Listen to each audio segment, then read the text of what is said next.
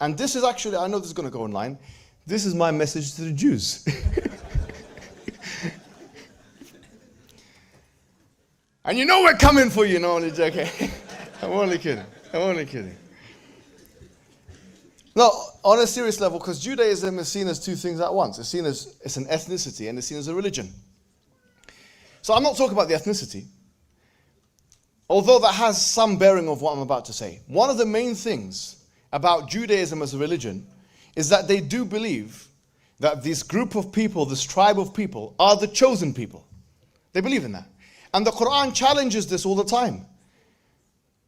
فَتَمَنَّوُا الْمَوْتِ. If you truly believe that you are the chosen people, and it's mentioned twice, by the way, one in Surah Al-Baqarah, and the other one is in Surah Al-Jumu'ah, chapter 62 of the Quran. If you really believe you are the favored people that Allah has chosen, فَتَمَنَّوُا الْمَوْتِ, then go ahead and ask for death. Now you might think, why is Allah saying this? Because if you're the favored person, and there is some level of afterlife, which they believe, although they don't spell it out. By the way, Jewish people don't have heaven and hell. This might be very surprising to you. Like, they might have some level of conception of an afterlife, but they don't have, Judaism doesn't have, like in Christianity and Islam, heaven and hell. It doesn't have this. SubhanAllah, by the way, interesting. Which is why the Quran, it actually criticizes this.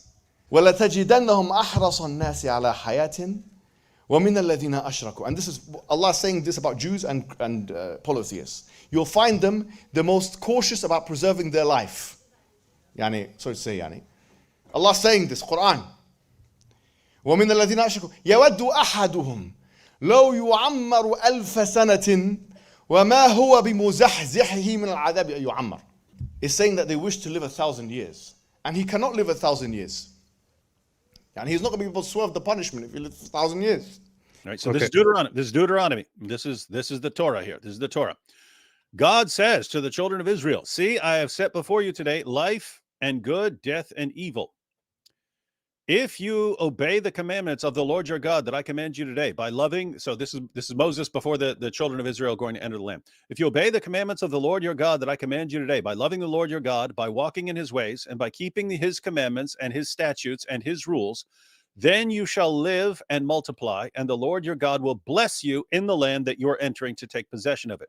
But if your hearts turn away and you will not hear, but are drawn away to worship other gods and serve them, I declare to you today that you shall surely perish. You shall not live long in the land that you are going over the Jordan to enter and possess.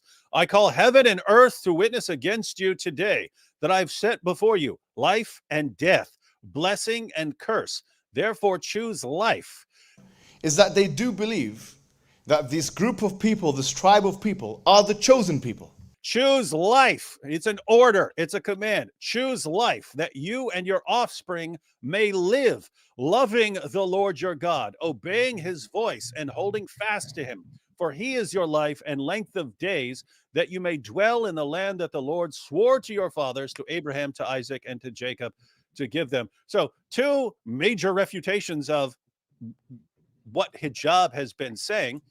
So you've got that they are commanded to love life and to choose life and not to choose death. And he's saying, well, if you really believe, then you should choose death. Really, you should disobey God if you really love God. That's what you're saying, hijab. And the other thing is hijab saying that Jews believe that since they're chosen, they can do whatever they want, when they're repeatedly warned right here in this passage, if you don't obey, then guess what? You're not going to last long. You're just not going to last long. You're going to die.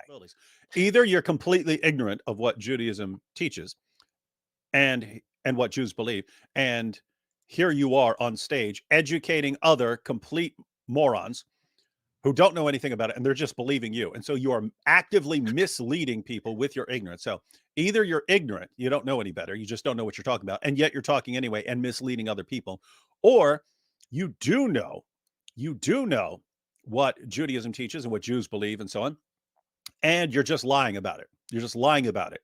So you're lying to these people. So you're either ignorant or deceptive. It has to be one or the other. Now, how could he defend?